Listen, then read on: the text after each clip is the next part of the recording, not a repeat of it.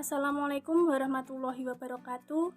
Pada kesempatan kali ini, marilah kita panjatkan puja dan puji syukur kita kehadirat Allah Subhanahu wa Ta'ala yang telah memberikan nikmat dan hidayahnya kepada kita semua.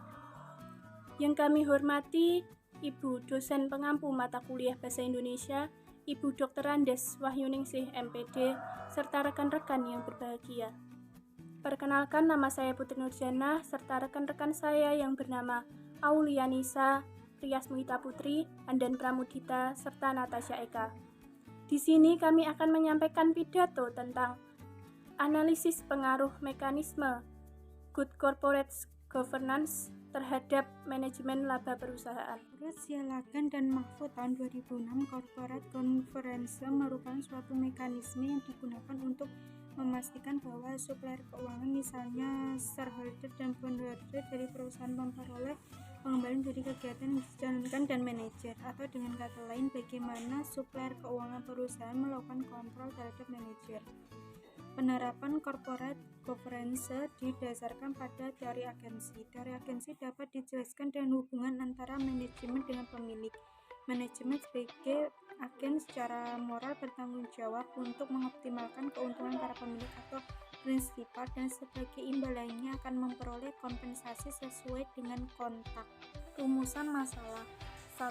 Apakah mekanisme corporate governance secara negatif berpengaruh terhadap manajemen laba perusahaan? 2. Apakah mekanisme corporate governance secara positif berpengaruh terhadap nilai perusahaan? 3. Apakah manajemen laba secara negatif berpengaruh terhadap nilai perusahaan? 1. Menganalisis pengaruh mekanisme corporate governance secara negatif berpengaruh terhadap manajemen laba pada perusahaan.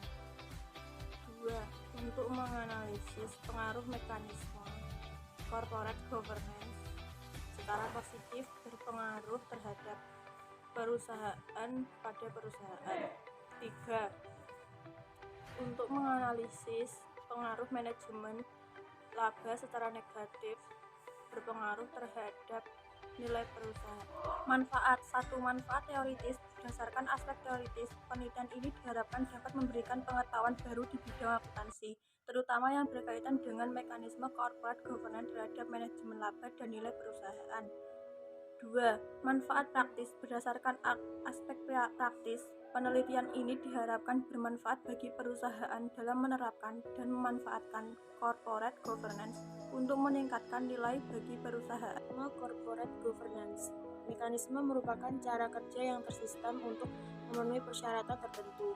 Mekanisme corporate governance merupakan suatu prosedur dan hubungan yang jelas antara pihak mengambil keputusan dengan pihak yang melakukan kontrol atau pengawasan terhadap keputusan.